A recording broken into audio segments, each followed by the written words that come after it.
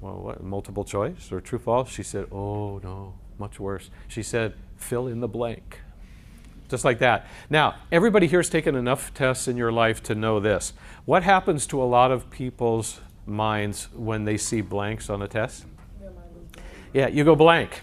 Okay, multiple choice questions, which you've all answered many times before, are not always easy, for sure, but the answer's right there. It's just waving at you.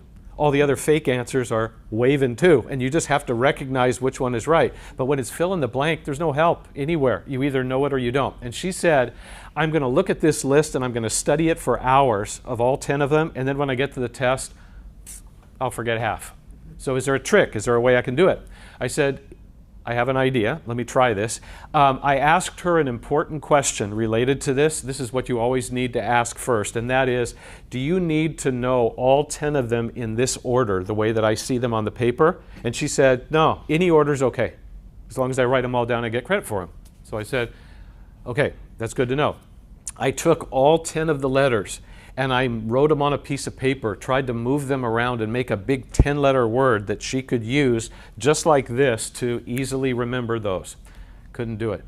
It's hard to take a bunch of letters and turn them into a huge word. So I thought, how about like this? This is actually like a couple of acronyms. How about if I can find a couple of shorter words, use the same letters, and it would help her just as much. And I played around with it for a minute, and I found it.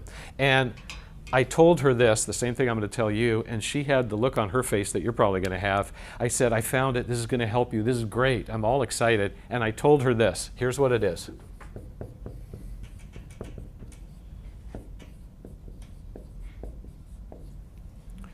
I said, it's nicer drums.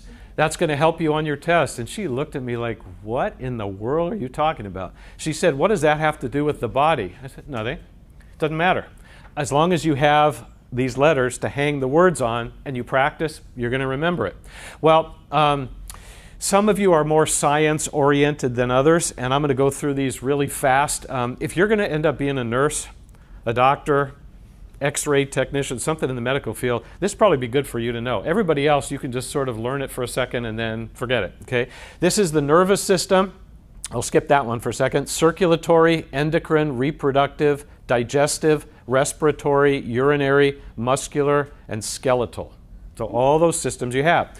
Now, anybody know what the I stands for? I always like to ask that because I embarrassed myself that day when I was helping her. I do that all the time. And it had to do with this one. Anybody know that one? Okay, a lot of people think immune system, or they look down and they think intestines. They're just like anything I have that starts with an I. But actually, when I saw this word, and most of you have never seen this word before. A few of you probably have, but most of you haven't.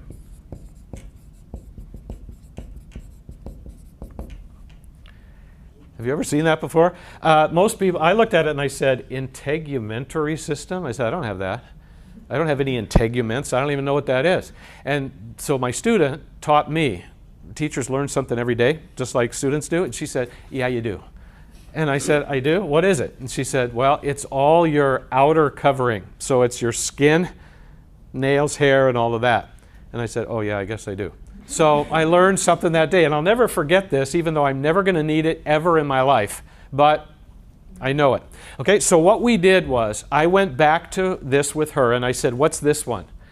And then what's this one? And she kept forgetting some, remembering others.